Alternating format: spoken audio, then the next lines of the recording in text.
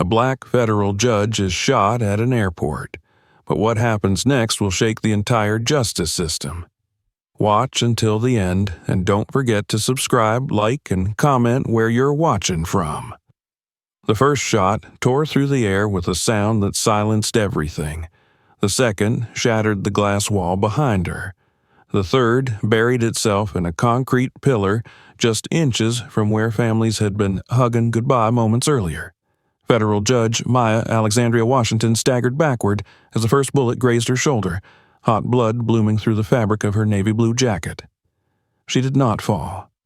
The airport terminal, a place usually filled with impatient travelers and rolling suitcases, was now frozen in a tableau of horror. Children screamed. Adults ducked behind luggage carts. TSA agents shouted conflicting commands they themselves barely understood. And in the center of it all, standing amid shards of glass and a widening pool of blood, was Maya Washington, a 34-year-old black woman with a boarding pass in her pocket and a lifetime of preparation in her eyes. "You just shot a federal judge, officer," she said, her voice calm and cold. "I suggest you holster that weapon immediately." Officer Kevin Bradley didn't move. His hands trembled around the Glock still pointed at her. Sweat beaded across his forehead, his eyes darting wildly as though he were still searching for the threat that never existed. "I'm unarmed," Maya continued, her voice cutting through the chaos like a gavel striking oak. "And I complied with every instruction you gave me. So tell me, Officer Bradley, what exactly did you see that made you pull that trigger?" Bradley swallowed hard.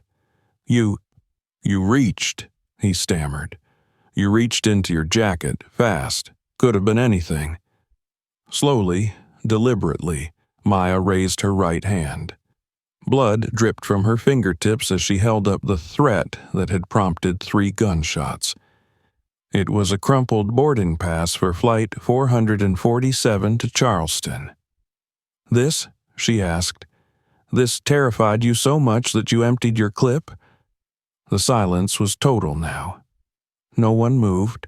No one breathed. It was as if the entire terminal was waiting for permission to exist again. From behind the metal detector, a young voice broke through. "That's not what happened." It belonged to TSA agent Jordan Williams, 23, the son of a Birmingham mechanic and a substitute teacher. He took 2 shaky steps forward, his voice growing steadier with each word. "I was watching the whole time. She didn't lunge. She didn't raise her voice. She asked why she was being detained. And you drew your weapon before she even finished the question." "Agent Williams, stand down," Bradley barked, but Jordan didn't move. Instead, he tapped the screen of his smartwatch. "I started recording when your tone changed. You know that shift you get when you think nobody important is watching? I've heard it before, and now it's on record." A ripple ran through the terminal. Phones came out of pockets. A teenager near Gate 12 pointed his camera toward Maya and hit Go Live. "Yo," he whispered into the stream. "Did TSA just shoot a federal judge?" Maya turned her head toward him. "Keep filming," she said. "Everything."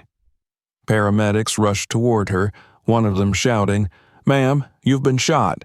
We need to get you medical attention now." Maya raised a blood-streaked hand. "Not yet. Not until every body camera, every security feed, and every witness statement is logged and preserved. I want nothing lost, nothing edited, nothing misfiled." "Ma'am, you're bleeding heavily," one paramedic insisted. "Then we'd better move quickly," Maya replied, "but we do this right or we don't do it at all." Bradley's weapon sagged slightly in his grip, but he still hadn't holstered it. Then a voice barked from behind the security line, "What the hell happened here?" Supervisor James Richards, gray-haired and out of breath, stormed into the scene. "Non-compliant passenger," Bradley said quickly, refused commands, made aggressive movements. "She was holding a boarding pass," Jordan countered. And she asked one question: "Why am I being detained?" That's when he drew his weapon. Maya exhaled slowly. The adrenaline was fading now, and pain seeped in like acid. She hadn't planned for this. She hadn't planned for any of it. But 3 weeks earlier, something had changed. Something that made her determined to see this system with her own eyes.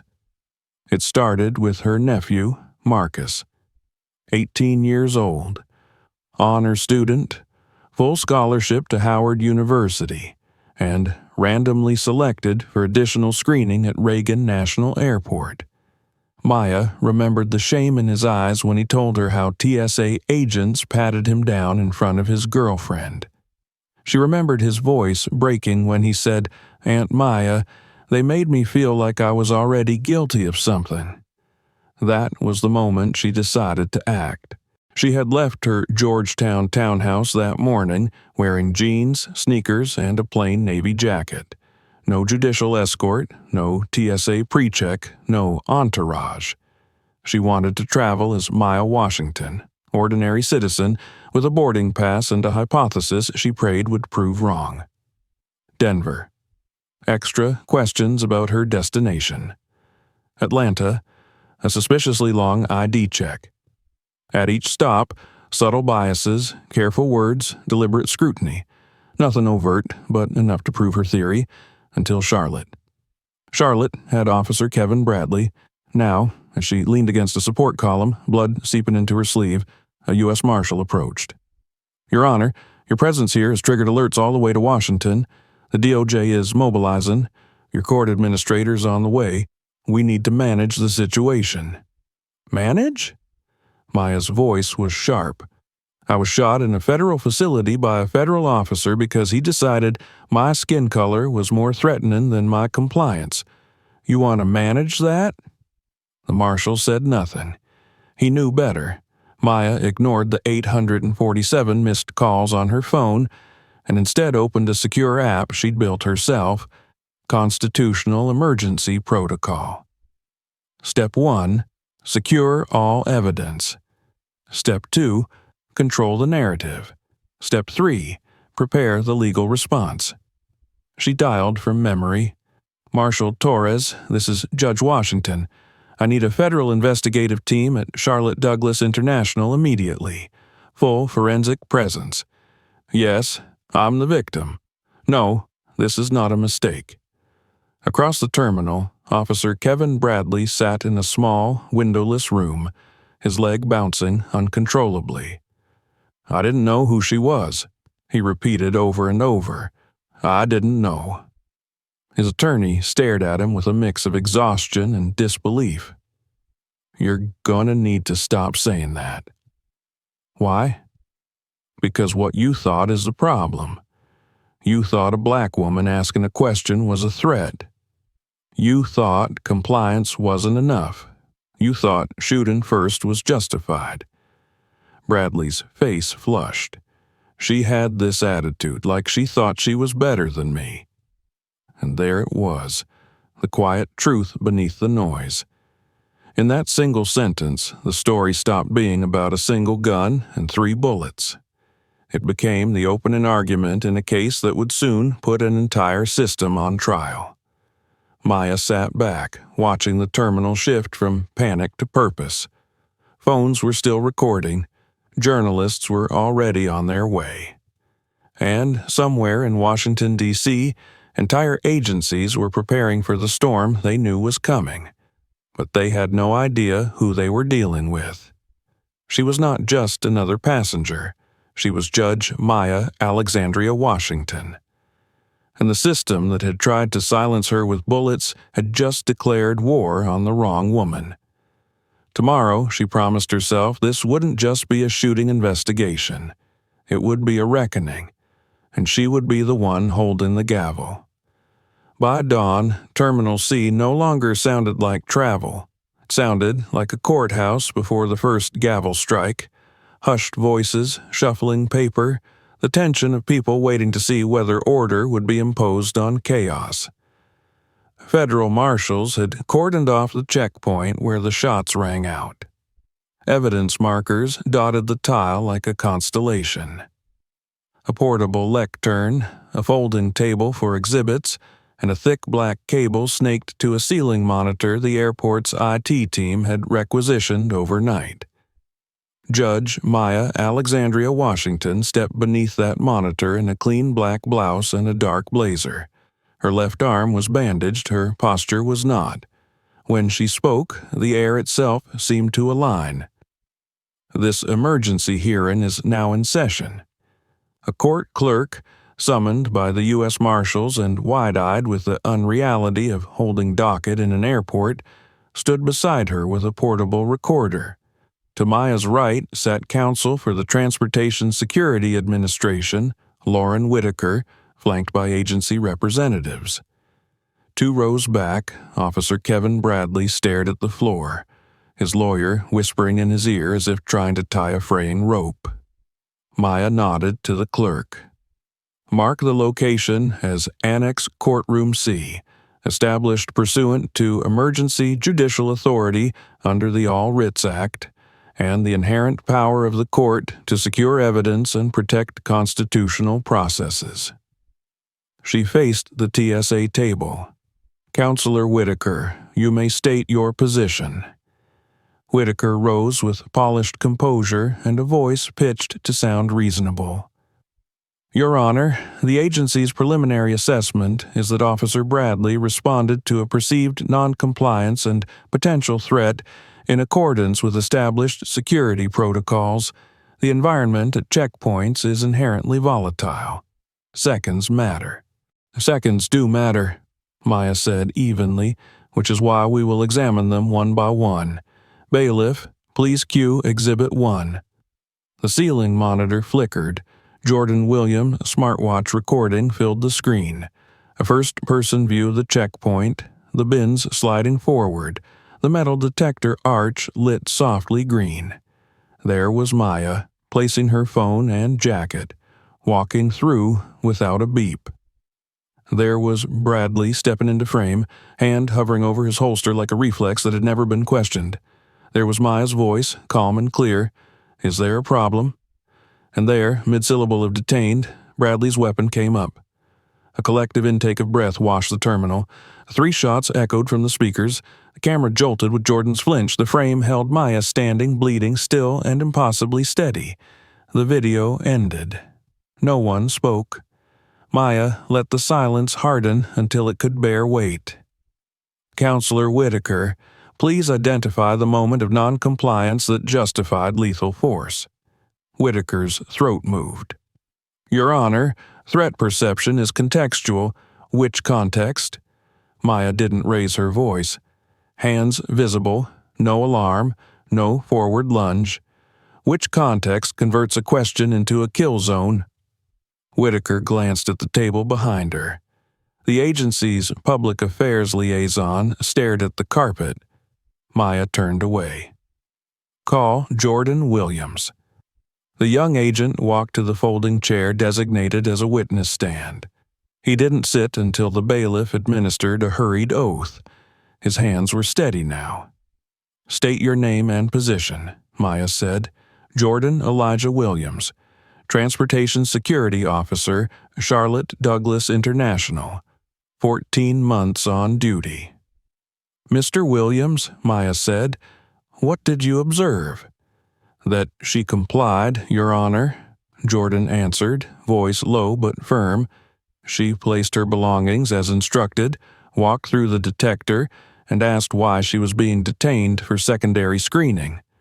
Officer Bradley drew his weapon before she finished the question. Had you seen similar escalations? Maya asked. Jordan nodded once. Not a weapon draw at that speed, but I've seen Officer Bradley escalate tone and posture when passengers, especially black passengers, asked why. He calls it pre-attack indicators. Maya inclined her head. Do you have documentation? Jordan reached into his jacket, pulled out a labeled flash drive in a clear evidence pouch, and held it up. Internal emails, shift memos, and a segment from a training module. Also, Incident logs I exported legally from our internal system before my credentials were revoked last night. Murmurs rolled. Whitaker stood. Objection, Your Honor. Chain of custody is secured, Maya said. Mr. Williams provided the drive to the Marshal Service at 5:12. It has been sealed since. Objection overruled. Bailiff, mark, and load Exhibit 2. The monitor displayed a text email stamped with the TSA logo and a time code from 2 months earlier. Subject, Behavioral Anchors. Refresher. From J. Richards, Supervisory, TSO, to CLT Checkpoint C. Reminder, the most dangerous behaviors are questioning and noncompliance masked as courtesy. Trust your instincts.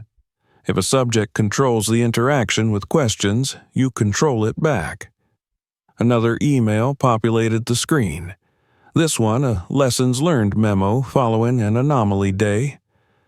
Documented correlation, elevated risk profile when subject displays direct eye contact, leveled tone, minimal emotional variance, requests for explanation of protocol, late-stage retrieval of pocket items, consider elevation to armed TSO if intuition flags. Whitaker started to speak. Maya lifted a palm. You can respond on cross. Mr. Williams, do these documents reflect the training culture you experienced? They do, Your Honor, Jordan said. They don't say a race, they say behavior. But the box they draw happens to fit a lot of people who look like me. Maya let that sit, then pivoted. Call Dr. Patricia Adams. The chief medical officer from Charlotte Memorial approached the stand with the controlled gravity of a surgeon. The bailiff swore her in. Dr. Adams, Maya said, you treated my wounds yesterday. Please state your findings. 3 bullet injuries, Dr. Adams said, clinical and clear.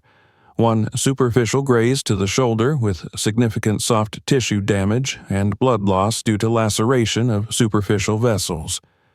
2 impacts to adjacent barriers, glass and concrete, at heights and angles consistent with center mass targeting.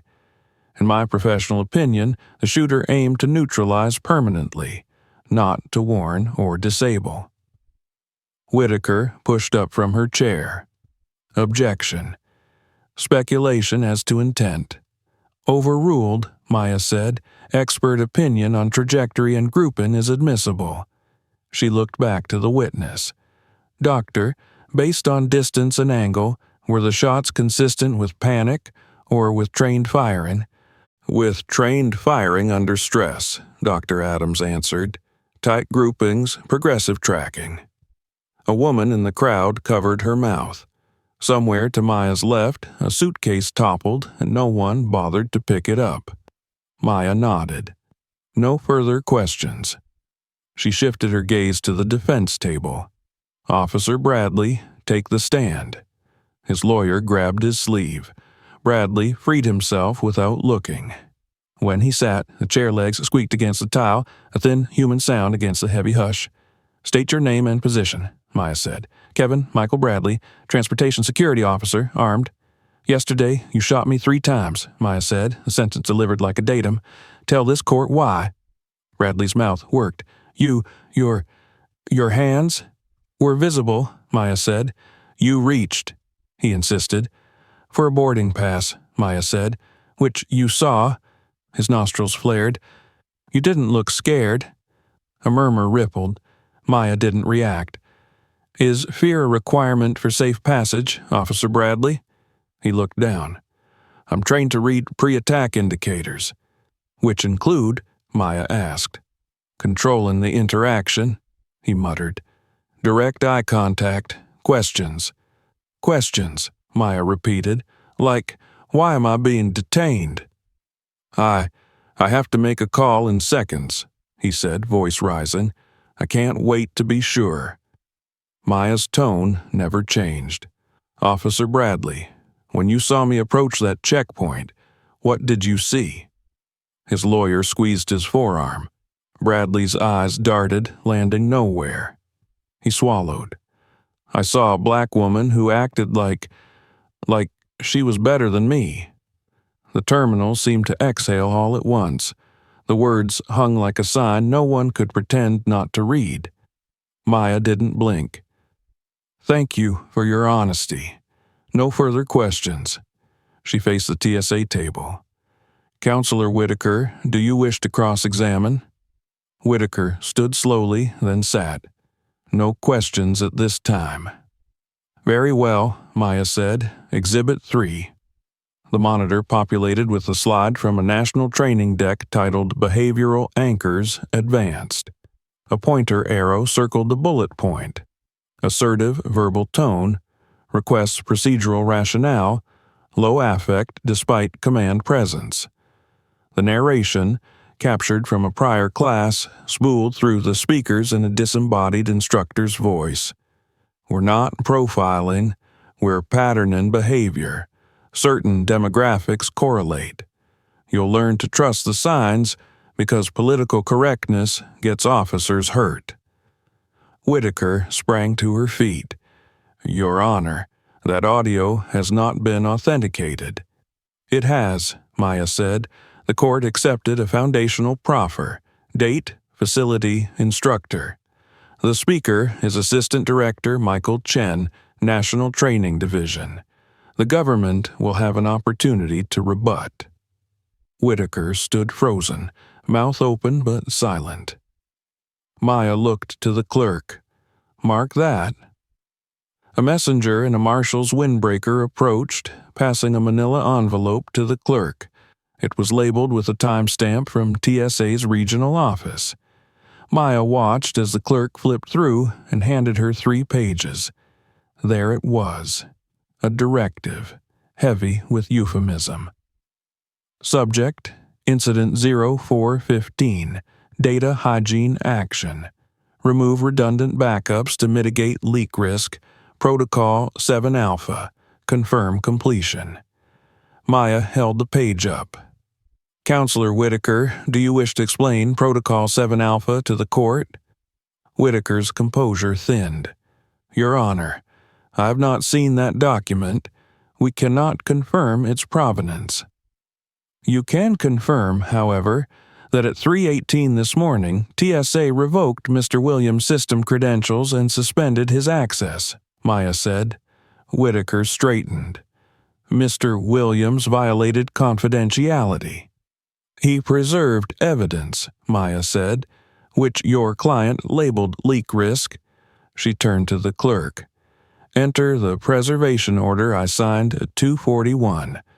Direct the U.S. Marshals Service and the FBI to secure all TSA systems related to this incident and any trained materials referenced. Destruction will be deemed contempt and obstruction under 18 U.S.C. Section 1503 and Section 1519. A soft rustle passed through the terminal. Fear, relief, both. Maya faced the crowd but addressed no one in particular. We will now separate rhetoric from record. She pivoted back to the witness stand. Mr. Williams, one more question. In your 14 months, how many formal complaints were filed against Officer Bradley? 17, Jordan said, all closed as misunderstandings or communication issues. The majority filed by passengers of color. Thank you, Maya said. She looked down at her notes, at the blood that had seeped through her new bandage, at the clipped corners of institutional language that tried to make fear sound like policy. She lifted her head. We will recess for 30 minutes. Counsel will prepare to address 3 questions when we resume. First, what objective criteria, if any, justified escalation in Exhibit 1? Second, which training standards, by text, not lore, authorize treating questions as threats? Third, what steps did TSA leadership take between 16 o'clock yesterday and 6 o'clock today that relate to evidence retention? Her gaze moved from Whitaker to Bradley to the cluster of agency officials who looked like college freshmen, realizing the exam they'd crammed for covered the wrong chapters. "This is not a trial of one man's fear," Maya said. "It is an examination of the system that taught him what to fear." She tapped the lectern once, not a gavel, but it might as well have been. "Court stands in recess." The clerk clicked the recorder off. The marshals readjusted the perimeter. Somewhere behind the line, a child asked his mother in a whisper why the judge didn't yell when she was mad. His mother bent down and murmured that some people didn't need to shout to be heard. Maya stepped away from the lectern, breathing through the burn in her shoulder. The terminal's fluorescent lights washed everything the same color, but she saw the differences anyway. The officers who would meet her eyes and those who couldn't. The reporters parsing words into headlines. The passengers who had not planned to spend their morning watching a federal reckoning. She glanced at Jordan. He stood straighter than he had an hour earlier. She nodded once. He nodded back. Across the cordon, Kevin Bradley sat again, elbows on knees, face in his hands.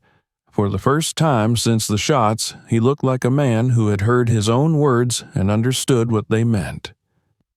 Maya stepped into the makeshift anteroom the marshals had improvised from stanchions and an empty coffee kiosk. Her clerk handed her a legal pad filled with bullet points and case cites. She didn't need to read them to know what they were.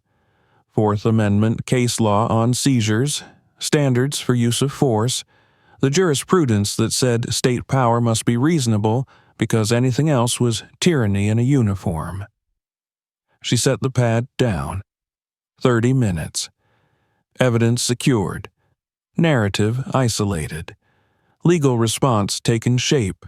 When she walked back to the lectern, this would no longer be a question of one officer's instinct. It would be the opening of something larger, heavier, necessary. She flexed her fingers once, felt the tug of the bandage, and allowed herself one quiet thought. Tomorrow we'll move to a proper courtroom, but today the Constitution stands here. Outside the cordon, the monitor went dark, awaiting the next exhibit. Phones dimmed as batteries died. The terminal, this temporary courtroom, waited. And Judge Maya Alexandria Washington prepared to turn the seconds that mattered into a record that would not be erased. The 30-minute recess had barely begun when the first signs of a deeper rot started surfacing. As Judge Maya Washington stepped into the makeshift conference room, a converted airline lounge now crowded with U.S. Marshals, federal prosecutors, and FBI technicians. She already knew this was no longer about one man pulling a trigger. What she didn't yet know was how far the system had gone to protect itself. "Your Honor," said Marshal Torres, handing her a sealed envelope. "This just came in from a confidential source inside TSA headquarters." Maya unfolded the pages slowly. At the top of the memo was the phrase that would soon become the centerpiece of a national scandal. Incident Containment Protocol 7 Alpha. Subject: Immediate Containment. Charlotte. Incident: Directive: all video backups from Terminal C to be archived offline and rendered inaccessible pending internal review. Action: identify and transfer all personnel with potential liability exposure to other divisions by end of week. Note: any inquiries from external agencies to be routed through Office of Legal Affairs. No statements without clearance. Containment, she muttered, her voice cold and measured. That's what they're calling obstruction now. An FBI cybercrimes specialist stepped forward. "Ma'am, we've also uncovered automated deletion scripts initiated at 3:27 a.m. They were targeting surveillance backups from yesterday's shift. If your preservation order hadn't gone through when it did, those files would be gone." Maya felt a chill settle beneath her bandages. How many people knew? "Judging by the email headers," the agent replied, At least 3 regional directors, the deputy chief of operations, and 2 legal council members. She closed her eyes for half a second. This wasn't negligence. This was intent. By the time court resumed, the room's temperature had shifted. Reporters filled every available seat, their phones ready to blast headlines the moment anything broke. Activists from civil rights groups had gathered outside the airport, holding signs that read, "Justice takes flight today," and "Stop profiling Black lives." Maya entered the makeshift courtroom without ceremony and immediately addressed the crowd. This court has received credible evidence of a coordinated attempt to conceal or destroy materials relevant to these proceedings, she announced. Effective immediately, I'm issuing subpoenas for testimony from all individuals listed in the directive known as Protocol 7 Alpha. TSA's lead counsel, Lauren Whitaker, shot to her feet. "Your Honor, we protest." "Protest noted," Maya interrupted, and, overruled, "Bring in the witnesses." The first was Deputy Director Harold Bennett, a silver-haired bureaucrat with the smug composure of a man who believed himself untouchable. He adjusted his tie as he took the stand. "Deputy Director Bennett," Maya began, "were you aware of a directive to archive and restrict access to surveillance data following the shooting?" "I was," Bennett admitted. "It's standard protocol after an incident." "Standard protocol," Maya repeated. "Does that protocol usually involve deleting video backups within 6 hours?" Bennett shifted uncomfortably. "That was a miscommunication. And relocating personnel who might be witnesses. That's for their safety," he said quickly. "Or for your legal strategy?" she shot back. The courtroom stirred. Bennett swallowed and refused to answer. Next came Special Agent Sarah Chen from the FBI's Civil Rights Division, summoned under emergency order. She carried a slim folder of her own, its contents enough to tighten the noose around TSA's leadership. "Agent Chen," Maya said, "your investigation predates this incident, correct?" "It does," Chen confirmed. "We have been reviewing allegations of systemic profiling within TSA screening procedures for nearly 18 months. "And what have you found?" Chen opened her folder. "Between 2022 and 2025, 847 formal complaints alleging racial discrimination were filed against TSA personnel nationwide. 831 were dismissed internally without investigation. 16 were closed as communication misunderstandings. Not one resulted in disciplinary action." The courtroom erupted in gasps and murmurs. Maya raised her hand for silence. "Do any of these complaints involve Officer Bradley?" 17, Chen said. "Most were filed by Black or Latino travelers. All were dismissed." "And are you aware of a 2023 incident in Denver involving the same officer?" Chen nodded grimly. "A Black father of 2 was shot and killed during secondary screening. TSA ruled it a justified use of force. The family's civil suit was dismissed." A hush fell over the room. Even Whitaker seemed rattled. "Your Honor," she said softly, "this is beyond the scope of—" "Scope?" Maya's voice thundered across the terminal. "The scope is precisely this. A system that trains its officers to see compliance as aggression. A system that buries evidence, silences witnesses, and calls profiling intuition. This is not a courtroom examining one shooting. This is a reckoning with a structure that allowed it to happen." During the lunch recess, another bombshell landed. Jordan Williams, the young TSA agent who had filmed the shooting, approached Maya's makeshift chambers with trembling hands. "Your Honor, you need to see this."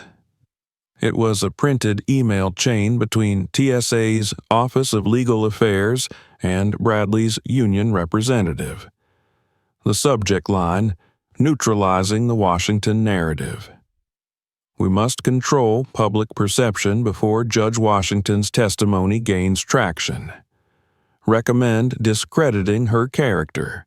Circulate talking points about judicial overreach and activist bias.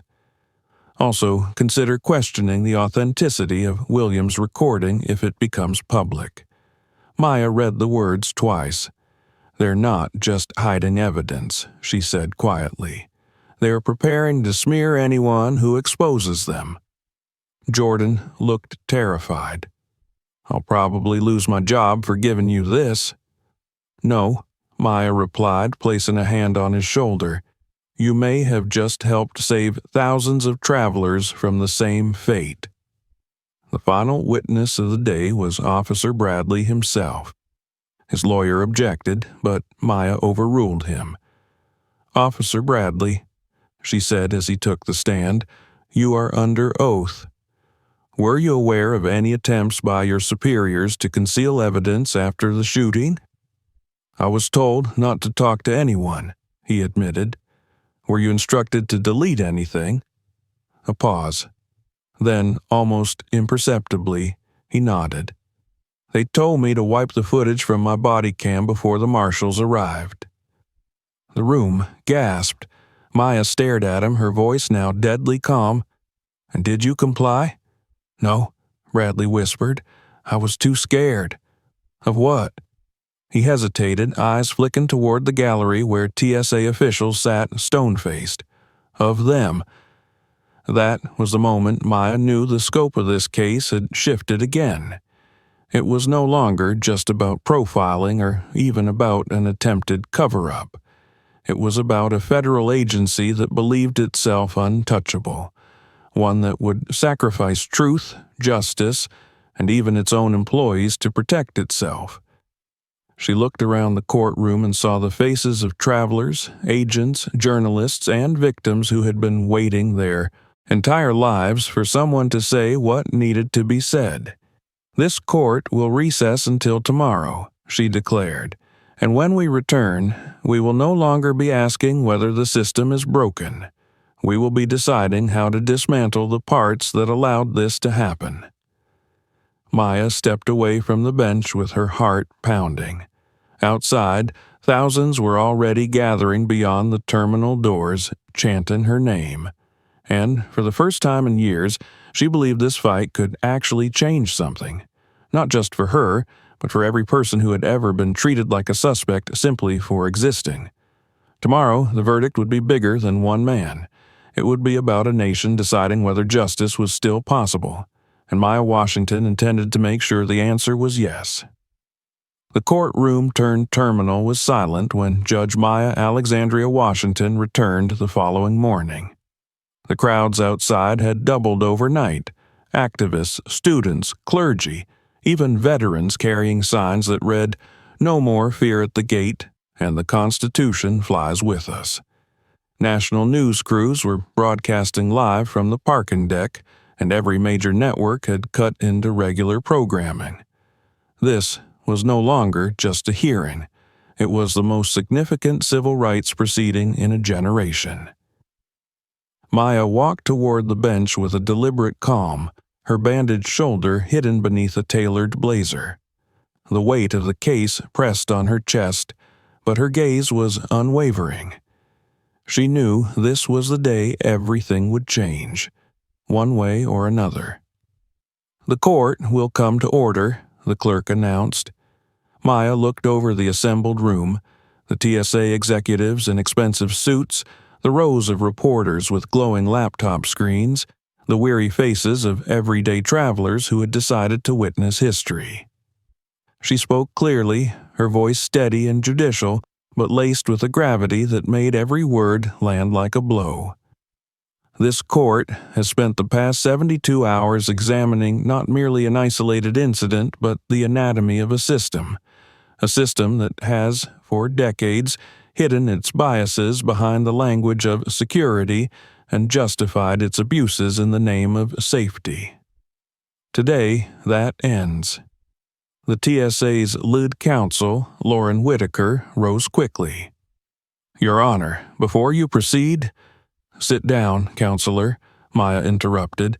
This is a ruling, not a debate. Whitaker sank back into her seat. The room stilled. Maya picked up a thick binder from the bench, a collection of exhibits, witness statements, and internal documents, and laid it flat before her. The evidence is overwhelming, she began. This court finds that Officer Kevin Bradley used deadly force without justification. His claim of threat perception is unsupported by objective fact and contradicted by video evidence, eyewitness testimony, and his own statements under oath.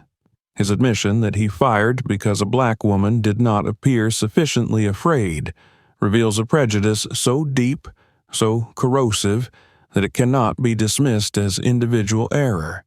It is systemic. A murmur swept the courtroom, but Maya pressed on. Furthermore, this court finds that the Transportation Security Administration engaged in a coordinated effort to suppress evidence, intimidate witnesses, and manipulate public perception in the aftermath of the incident. Protocol 7 Alpha, the attempted deletion of surveillance footage, the reassignment of key personnel, and the documented plan to discredit this court constitute obstruction of justice and a violation of federal law. She turned directly toward the TSA representatives. No badge, no agency, and no bureaucracy is above the Constitution. The cloak of authority does not excuse unlawful conduct. It magnifies its gravity. Then, with the full authority of the United States judiciary, Maya delivered a decision that would echo far beyond the walls of Terminal C. Therefore, she said, her voice steady as granite, this court issues the following orders. 1. Conviction of Officer Kevin Bradley. Officer Bradley is hereby found guilty of assault with a deadly weapon under color of law, deprivation of constitutional rights, and attempted obstruction of justice. Sentencing will be determined by the Federal District Court, but this bench recommends the maximum penalty allowable under statute. 2. Systemic findings against TSA. The Transportation Security Administration is found to have violated the civil rights of passengers through unlawful profiling, discriminatory enforcement practices, and institutional cover-ups. 3. Immediate federal oversight. Effective immediately, the TSA will operate under the supervision of a joint oversight committee composed of representatives from the Department of Justice, the Civil Rights Division, and an independent civilian review board. This oversight shall remain in effect for a period of 5 years. 4. Suspension of discriminatory protocols. All training materials, behavioral indicators, and escalation policies identified in this case are hereby suspended pending a constitutional review. New guidelines must be drafted and approved by the Oversight Committee before implementation. 5. Mandatory training and accountability. All TSA employees will undergo comprehensive anti-bias training and annual constitutional compliance evaluations. Officers who fail to meet standards will be subject to dismissal. 6. Creation of a civilian oversight board.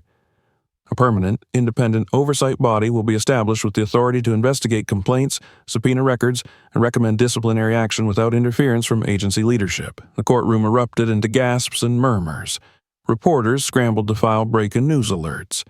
For the first time in its history, a federal agency had been formally declared in violation of the Constitution, and the ruling would transform how it operated forever. But Maya wasn't done.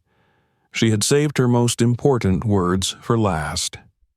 This ruling is more than a judgment, she said, her gaze sweeping the room. It is a declaration. We cannot allow fear to dictate who is treated with dignity and who is treated with suspicion. We cannot accept a society where a person's skin color is seen as a threat before a word is even spoken. And we cannot allow our government, any part of it, to hide behind authority when that authority is abused. She paused, letting the silence breathe before delivering the sentence that would headline every newspaper in America. From this day forward, the standards set here shall be known as the Washington Doctrine, a new constitutional framework for how federal agencies interact with the people they serve. It will mandate transparency. It will demand accountability. And it will ensure that no American is treated as a suspect simply for existing. Applause broke out in the gallery, spontaneous, irrepressible. The bailiff banged his gavel for order, but even he couldn't suppress the surge of emotion. Civil rights leaders embraced. Jordan Williams, sitting in the front row, wiped away tears he hadn't expected to fall. Officer Bradley, pale and hollow-eyed, was led out of the courtroom in handcuffs. As he passed Maya's bench, he whispered, "I didn't mean to—" She didn't look at him. "You did." News of the Washington Doctrine exploded across the country. Within hours, the president issued a statement praising the ruling as a necessary and overdue step toward equality under the law. The Senate Judiciary Committee scheduled emergency hearings on expanding civilian oversight to other agencies. Governors called for similar measures at the state level. At TSA headquarters in Arlington, a wave of resignations swept through the upper ranks. Several regional directors were placed under investigation for obstruction and evidence tampering. And within weeks, the agency's training manuals were rewritten from the ground up. Even the Supreme Court moved swiftly. Just 2 months later, in a landmark 7-2 decision in United States v. Washington, the court upheld the ruling in full, declaring that security does not supersede the Constitution, and suspicion cannot be based on stereotype. That night, Maya stood by the terminal window, watching planes rise into the evening sky. The air smelled of jet fuel and rain, but beneath it was something else, the faint scent of change. Jordan joined her quietly. "You know," he said, "I used to think nothing I did here mattered. Now, maybe it does." "It always mattered," she said softly. "It just took the right moment for the world to notice." He smiled. "They're calling it the Washington Doctrine." Maya allowed herself a small smile. "Let them. It's bigger than me now." Outside, the night flights climbed higher, their lights fading into the stars. And somewhere, deep inside her, Maya knew this was not the end. It was the beginning. Tomorrow, the battle would move beyond the airport, to courtrooms, classrooms, legislatures, and boardrooms. But the foundation had been laid. The message was clear. Power would answer to justice, and justice at long last would not blink. The sun rose over Washington, D.C., spilling gold light across the marble steps of the Supreme Court and the dome of the Capitol. 6 months had passed since Judge Maya Alexandria Washington delivered the ruling that would change federal law enforcement forever, the Washington Doctrine. But even as the dust settled from that seismic decision, its aftershocks continued to ripple across the country, reshaping institutions, rewriting policies, and reawakening a long-dormant conversation about race, power, and accountability in America. On this morning, Maya walked through the familiar halls of the Charlotte Douglas International Airport. It was the same terminal where 3 bullets had once torn through the air, one grazing her shoulder, another shattering a window, a third embedding itself into the concrete pillar beside terrified travelers. But the space felt different now. Gone were the suspicious stares and tight-lipped commands. In their place was an atmosphere of calm professionalism and dignity. "Good morning, ma'am." A young TSA officer greeted her politely. "Please place your items on the belt." Maya smiled. The officer's name tag read Officer Danielle Williams. Any relation to Jordan Williams? She asked gently. The officer's face lit up. He's my brother. He told me about you, about everything. He said you taught him what courage looks like. Maya placed her bag on the conveyor and walked through the scanner without incident. Your brother taught me what courage looks like, she replied, and it was true. Without Jordan's bravery, his decision to risk his career by speaking the truth, none of this would have been possible. As she collected her belongings, Maya noticed something else. Travelers of all races, faiths, and backgrounds moving through security without the tension that once hung heavy in the air. A black family from Atlanta laughed as they passed through the checkpoint. A Muslim woman asked a question about the process and received a polite, detailed explanation instead of suspicion. A Latino father carried his toddler through the metal detector without being stopped for extra screening. It wasn't perfect, not yet, but it was progress. And for Maya, that meant everything. At Gate 14, a familiar face was waiting. Judge Washington, Marcus Johnson said, rising from his seat with his ever-present tablet tucked under his arm. The investigative journalist who had broken the story wide open now worked as a senior correspondent for a national news network. Headed to D.C., Maya nodded. Congress wants to talk about expanding the Washington Doctrine to local police departments. Marcus grinned. You know they're calling this the most significant civil rights reform since the 1960s, right? Maya chuckled softly. I try not to read my own headlines.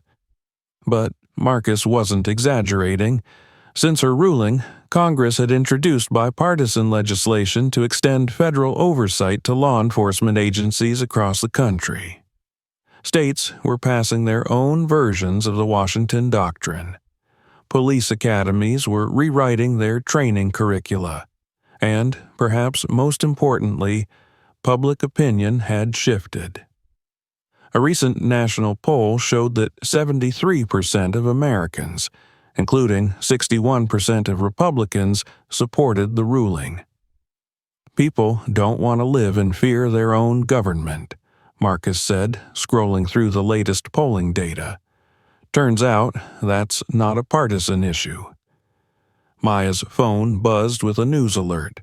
She glanced at the screen and felt a wave of satisfaction wash over her. Breaking. Supreme Court upholds Washington Doctrine 7-2 decision. Even the most conservative justices, including Justice Clarence Thomas, had sided with her reasoning. The court's opinion was clear.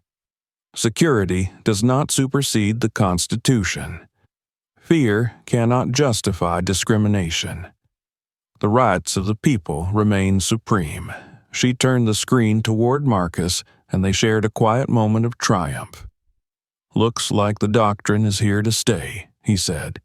For now, Maya replied, but this fight isn't over. It never is.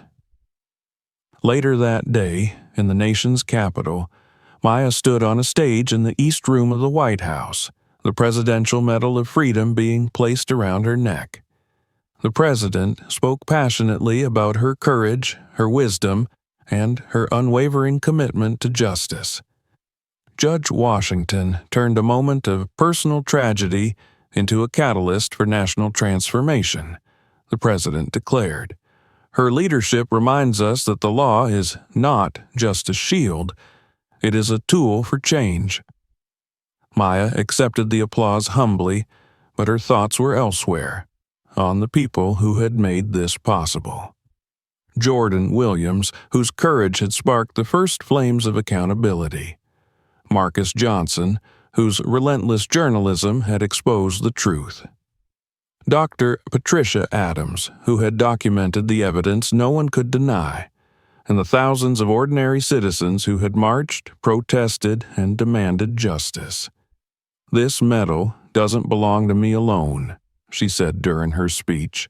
It belongs to every person who refused to stay silent, to every whistleblower who risked everything, to every traveler who asked, Why am I being treated differently? And refused to accept that question as a threat. The room erupted in applause, but Maya's work was far from done. 3 months later, Maya stood behind a different podium, this time in a federal courthouse without her judicial robes. She had just announced her resignation from the bench.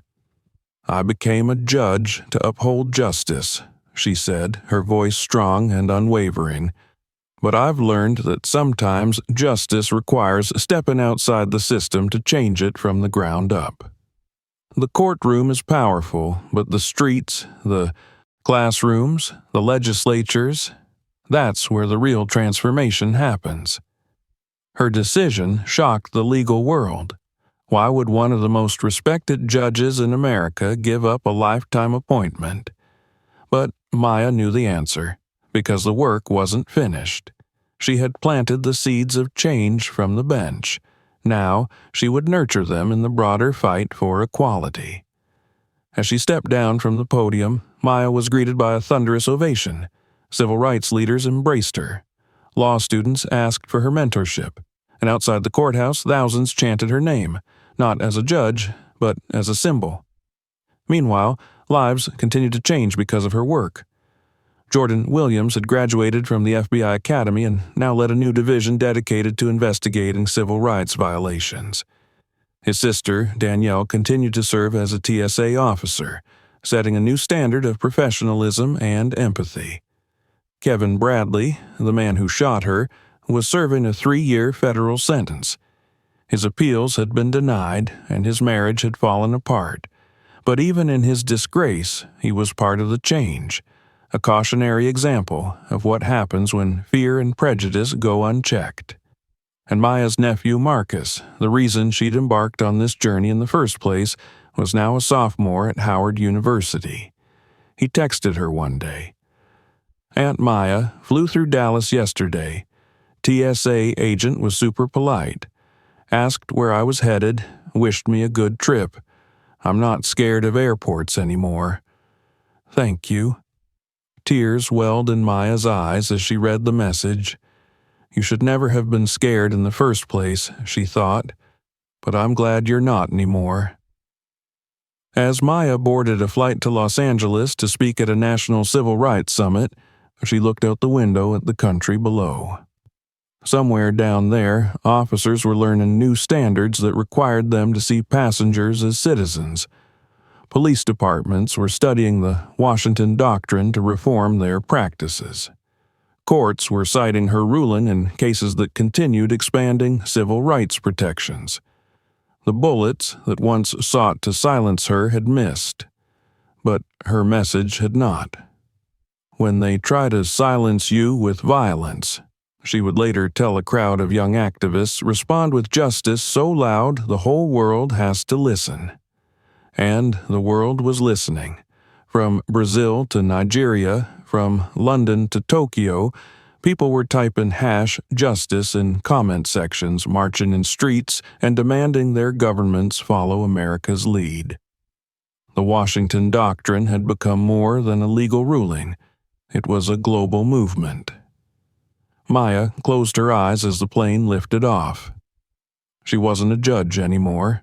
She was something more powerful, a voice that refused to be silenced, a living reminder that justice doesn't stop at the courtroom door. And as long as injustice existed, that voice would never stop speaking. Justice isn't just written in laws, it's built by those who refuse to stay silent.